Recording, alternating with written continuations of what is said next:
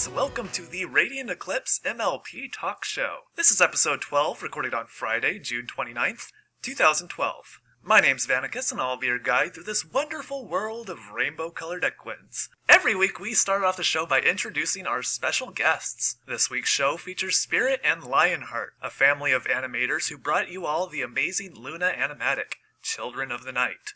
Welcome to the show. My name's Spirit, and I'm a professional concept artist. Well, my favorite character is Discord, your favorite episode. That will be The Return of Harmony 1 and 2. And I particularly like that character because it's so difficult making a good villain. I also like it because design-wise it's very well done. I like how Faust published the design in her Deviant art and all those little notes that he wrote about him. I learned a lot about character design only through that sheet. What do you enjoy most about the fandom? The positive attitude of the Bronies is the best thing ever. You come for the Bronies, you stay for the Bronies. Hey everyone, Lionheart here, or Lionheart Cartoon on Deviant Art. Might as well get those same questions out of the way. Fluttershy is my favorite character. She's cute, shy. I like her. Favorite episode? Well, it's part of What's Sealed the Deal. It's Stairmaster, of course. And the fandom, I mean, it's just diverse everywhere. Everybody just doing what they want, and most of the time everybody's enjoying it too. And the sheer diversity of ideas everywhere, the imagination, the energy all around, it's just an incredible fandom.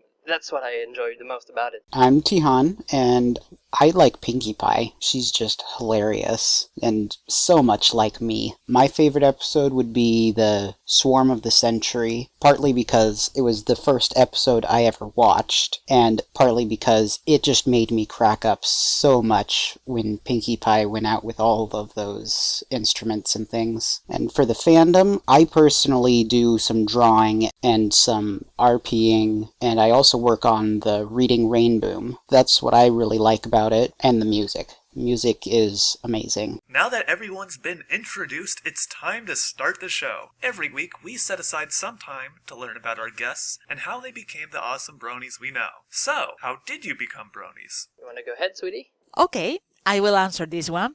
Well, actually, I was a fan of the first generation of ponies, and by the time My Little Pony Friendship is Magic started, I was watching the G1 a little bit and a little bit of the G2. When I got to the G3, I really didn't dig it. It wasn't my cup of tea. So when my husband came over and told me, "Hey, sweetie, have you heard of this new My Little Pony show?" And I said no, but after seeing this Generation 3, I wasn't expecting so much from it. So I grabbed the first episode with a really skeptical attitude. And then I watched the first one and said, I watched the second one and the third one, and the next thing I knew is that I was singing the Winter Wrap-Up song in the shower, and here I am now. How was Children of the Night produced? I heard you two are married, and are there roles that each of you specifically are good at? Do you work as a team? Yes, definitely. We do need to work as a team. Communication is really important, because as we are working on the same project, we need to be on the same page. So that's the main thing. Being married and all that is a nice side for us, but team-wise, we do need to have the communication. Over the production itself, ideas come when we either listen to music or just watch something that suddenly is inspiring. In the case of Children of the Night, it was a music that kind of sparked that little video. Spirit already had an idea of a fanfic, and suddenly that music just came along when she remembered about it, and it went on from there. With my own experience as an animator and into video game production and everything, we started making plans, we started thinking about how we would produce this thing, we started thinking about how we would go along, and it wasn't until like 6 months later that I finally sat down and decided to draw a couple of images for the storyboard. I was 3 images in, and I couldn't get any further. It was like a huge block. I saw images in my head, just nothing afterward. And that's when the huge cooperative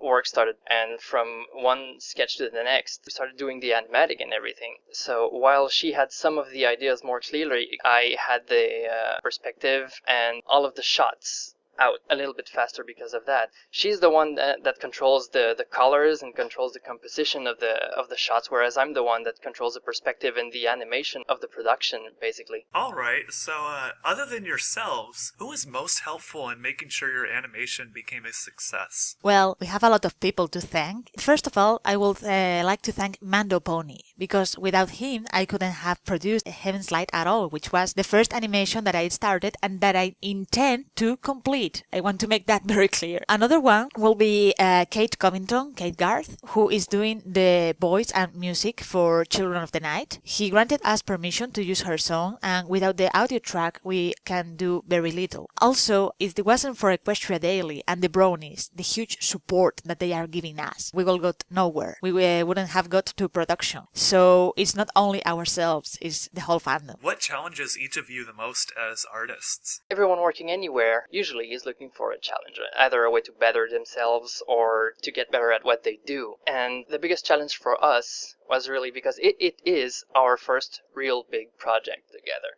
We had ideas before, but never have we went along to something so close to completion right now. And the challenge basically is just to pick up whatever experience we had and push it to the nth level. See how far we can push it again and again and again. The challenge lies into finding our own limit, going over it, and then trying to still be a little bit better than that. It's not easy. It requires a lot of testing. It requires a lot of practice. And while I'm trying to be better at composition and colors, she's also watching me doing my own craft and trying to be better at animation and perspective. So the challenges come from each of our own strengths to try and make the other one's strength our own as well, so that when we come to the next project, whatever that might be, we're going to be able to help each other out a lot better. What's your favorite project that you've completed? Are there any projects that you wish to complete in the future? When do you complete a project? That's the first question you learn that there is no answer in the art school. For example, I have the Baby Discord comics going on. And when do I reach completion? I don't know. I suppose every time I complete a comic. Is there any projects that I want to complete in the future? Yes. I want to complete Heaven's Light. I have committed to complete the Heaven's Light, and I will do it. My honor goes on it. Was there any goof-ups in production you found hilarious? What are your funniest moments? Well, in the production itself, I don't know, but there's something weird that happened when we posted the animatic, is that near the end, when I was drawing the timing of the animation and everything, I knew what was going where, and I decided not to put the little foals that were following Luna around. And one of the comments that came up was that, is she dropping them off? Are they dying? You know? And it kind of got us thinking, well, we knew they were going to be there. Maybe we didn't make it as obvious as it could be, obviously, because the question came up. And no, she's not dropping them. I just didn't draw them that way because I knew they were going to be there. It's not like I needed to remind myself something that was obvious to me. But sadly, it wasn't obvious to all the other ones that were watching the animatic. Yeah, I either assumed they were either Pegasi and they would just float down, or they were being levitated by Luna's magic and she would just set them down. Come, little children, I'm falling away. The thing is that Luna is casting a spell to call them, and they will be surrounded by magic at one point, but at some point they will stop. The thing is that the sequence in which Luna flies is really friendly. She's Nuzzling, Moondancer, and Spirit and Gary are playing in the clouds, like diving and coming back. We all know all that because we have it visualized and talked and planned in a work log, but people don't. Another thing that it's more light to discuss about is Celestia's bling bling. We got a fine blooper there because we initially draw her sleeping in her bed with all her jewelry on, all her gown, and then the final discussion. She had her crown and the collar and everything, even her metal hoof thing. And I went, well, wait, is she sleeping with her bling? You know, we should remove that, definitely. It forced me to kind of redo some of the symbols too, because she's not made to have those taken away. Everyone is familiar with Team Fortress 2, the popular first-person shooter game released by the infamous Valve company, who was responsible for the Half-Life series, Portal, and several other popular titles. They just released a new video, Meet the Pyro. Valve is fully aware of their gamers' general appreciation towards My Little Pony, and made a vague call-out to all their pony-loving fans. In the video, a unicorn is featured in the whimsical place known as Pyroland. While the pink pony does not resemble any particular MLP character directly, there are hints towards the fandom. First of all, the unicorn has a saddle that's shown in such a way that it looks like a cutie mark, a possible reference and shout out to My Little Pony. Second, the pony was given a name in the Steam market for Team Fortress 2, Balloonicorn. After further inspection, the blue saddle, or cutie mark of the Balloonicorn, resembles the cutie mark of the single blue balloon on the Pinkie Pie toy recently manufactured by McDonald's. And even if the saddle wasn't a mark, and I'm looking into this too deeply, I still only know one pink pony who happens to be obsessed with balloons, and that's Pinkie Pie. On one final note, the lyrics of the song that play in the background of Pyroland ask, do you believe in magic? And if you wanted to dig into that symbolism even further, the Pyro is looking at all his enemies and victims as if they were all his close friends. So, is this a crazy coincidence or an obvious shout-out from Valve? It's possible that the Balloonicorn was made into a unicorn so they can avoid copyright infringement from Hasbro. I think it's a wink to the My Little Pony fandom, but they have been real subtle about it. They have refugiated themselves in the right of parody, which is a loophole in the copyright law. I have studied this deeply and write a couple of articles about copyright and fan art, and technically they wouldn't have the right in any way unless permission is certified to use a My Little Pony reference, even as a parody. So they have distorted it enough to do a little wink to it. They also have included many elements of other toon worlds, such as Care Bears, and the rainbows are very typically cartoony. They have created a really funny scene with that. Right, Pyroland, the world itself, more reminds me of something you would find out of a Dr. Seuss book, not something directly from an MLP world. Although mostly my thesis was more based off of the description of the unicorn itself. Well, unicorns are pretty standard as far as, gingerbread and Candyland goes, but... So it was to be expected. I'm pretty sure Valve is aware that, with all of the Gary's mod and everything, that they have a huge MLP fan base that plays their game, and they're having actually quite a lot of fun in it. So a wink is totally plausible. I wouldn't put it past them. The one thing that really gets me about it is that it was made into a unicorn. So, I don't know. Everything else, I think, points towards Pinkie Pie, but the unicorn, I don't know. My rebuttal to that is, what if they made it just a unicorn just so they could avoid falling too close under the copyright law? Because obviously Pinkie Pie is not a unicorn, and that would be their defense case. And if you look at the model, you can tell that it doesn't look like any MLP character, but there are similarities to its design. And I think that's more of what I was looking into. That's about what I was thinking. With BronyCon about to start, there will be tons of news, sure, but coupled with the between-season withdrawal, it's up to the fans to fill the fandom to help entertain those of us who can't physically attend as well as fill the void between seasons. A way to get our pony fix of sort. About this topic, I have found that Disorderly Conduct, to set an example, it's a relatively new blog that has a very good response among the fans. The most awesome response that I have found, it's a voice actor which is available in YouTube under the name Rev879, and he is doing such a quality imitation of the character that I'm really impressed. It was a bit expository, but I guess the real question is, how do you manage to get your pony dose between seasons, really? Some of us are not going to BronyCon, some of us are still waiting for the season. There are tons of stuff around to keep you entertained, but how do you guys go around doing it? Right now, I'm going to give a call out to Heatwave, one of the staff members of EverFree Radio, and I just want to personally let you know that I am so jealous. Congrats on making it to BronyCon. I hope you fill me in on all the details. So yeah, woo, EverFree Radio. How do I get my pony fix in between seasons? Through Tumblr and through this show. Honestly, 3 days a week. Every week, I'm doing some sort of editing for this program. Fridays, I record the show, Saturdays, I edit, and Sundays, I interact with the audience as we broadcast it live. Furthermore, I do a lot of art on Tumblr. I've been reviewing other blogs, and a lot of them are pony-related. I am very in tune with the Tumblr community, and I really enjoy it. A lot of them are very supportive, especially Disorderly Conduct, who I just recently discovered he will be getting a review. I also gotta admit, I'm a really big fan of his work. Furthermore, aside from the reviews, I am doing my own Ask blog, the Jasper Flutter and I have kind of taken into terms everything I've learned from my reviews, and I'm trying to make a really funny and well-detailed comic series. So ask many questions and enjoy the silly responses I'll put out there. So I am looking forward to continuing working on that. But aside from my education, the Tumblr and this program take up the remainder of my free time. So I am submersed in the world of Pony for a good majority of the week. So even if the show were to be canceled, I don't think I would run out of things to do in the fandom. So, hey, if you guys want to keep this pony thing going, I'll be with you every step of the way. Brony till the end, man! Yeah! Well, what I do mostly is role-playing and drawing is the two main things I do. But I also work on the Reading Rainboom, which is a fanfic reading segment that'll be coming out on EverFree Radio soon. I work with the video editing team on that, doing the text and the multimedia graphics. Yeah. Right now, with the project taking up most of our time, this is basically how we manage to fill up the gap. Most of the images in my mind is the music.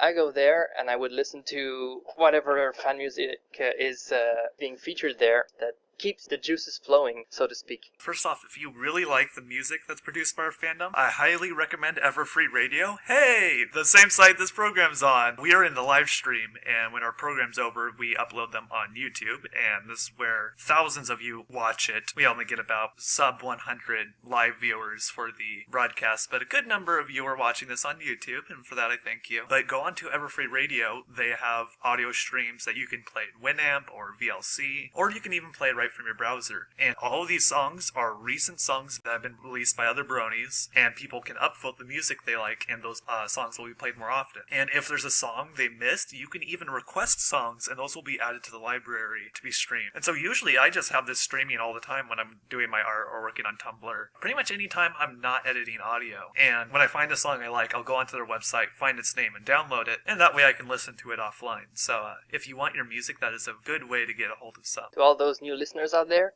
do what he says. I discovered quite a few songs thanks to that. And usually there's a link to the song too, either on the YouTube or a SoundCloud. And they list the full song name, so even just Googling it will usually take you to either or immediately. If you're familiar with Star Trek The Next Generation, you've likely heard of the Borg Collective. Resistance is futile, you will be assimilated, and all of that. Total loss of self, simply becoming part of the machine.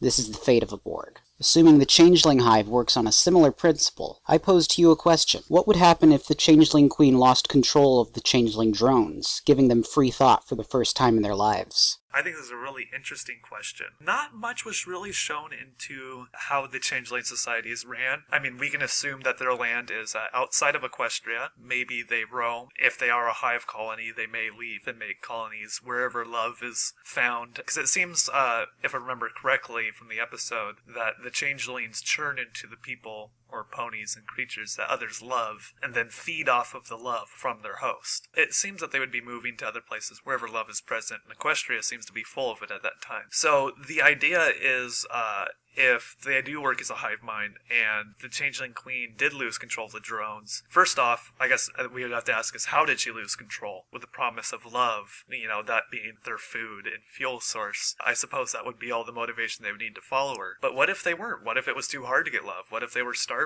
and wanted to become nomads and travel on their own? Well, in that case, what if they were to maybe find another Changeling and have a family and create love of their own to feed off of? Just very interesting, the symbology with the Changelings. What if they transform into others because they're not capable of loving themselves? What if they're so upset that they seek comfort in someone else's image? And, that's why they're changelings, because they can't love themselves. Maybe the change of philosophy is, what if they learn to love themselves? Would they have to change into them? Would it be like just a special ability, like unicorn magic or Pegasus ability to change weather? Maybe it would just become a trait instead of a defense and survival mechanism. And I think this is really an interesting concept to consider for the changelings. Well, there are a lot of unanswered questions as opposed to some of the other mythos of the series that's slowly, like the how Equestria was made and everything. But if it were like that, if it were like a Borg collective, they would not just feed off of it, they'd try and grow from it. So if they were to be set free, if the Queen is controlling all of them, maybe they would learn to grow on themselves instead of just feeding off of something else, some pony else, I could say. If the Queen is inhibiting that growth, maybe something good could come out of it. But there are so many unknowns. I'm just super speculating in my head. I'm having trouble just figuring out the words. It's just ideas. But if they were roaming, one thing would be asked is, where did they come from? Or were they some kind of an offshoot of the Wendigos? That could be interpreted. A changeling apparently can only change into something they know already, pre-existing. So, no, they cannot create love because they need to overtake an identity. So technically they can only steal it. And in a very sneaky way, like filling a void or someone that is not longer there, or substituting someone temporarily. So I think that's the key of the changeling. Perhaps just knowing sometimes is not enough, but you have to keep the illusion up for it to be really successful. That's the trait of a magician as well. Well, I think they are simple creatures, so their point of view is as long as there is food, I'm happy.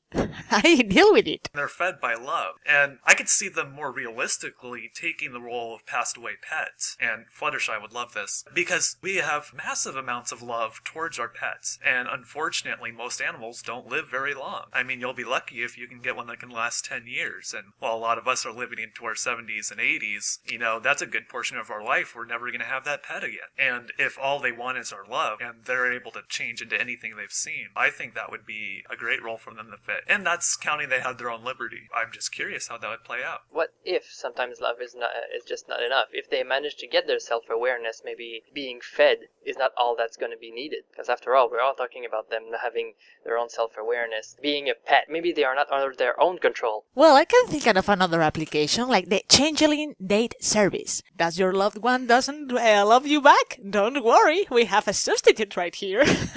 Your problem is fixed. Best dating site ever. Let's go.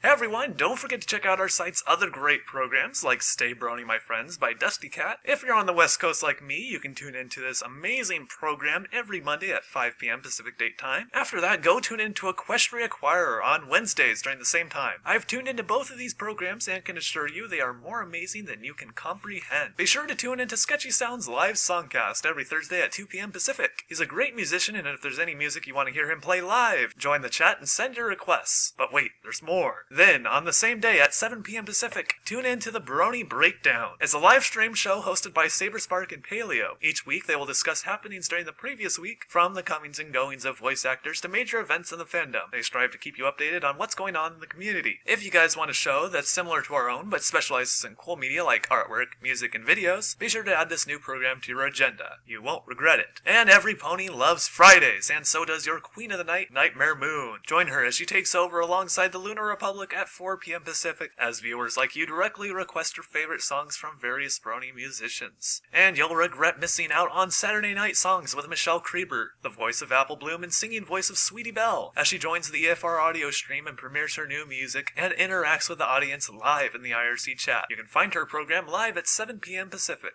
And to finish off this week before you hear from us again on Sunday, tune in to A State of Brony at 1 p.m. Pacific on Saturday and listen to the best trance, house, and electronic music in all of Equestria. If you have any questions or would like to join the program as a co-host or guest, you can contact me on my official website, Vanacus.com. That's Vanacus.com. We're always looking for new speakers, and if you have the passion, I look forward to working with you in the future. Thanks for your time. See you online. When you're right.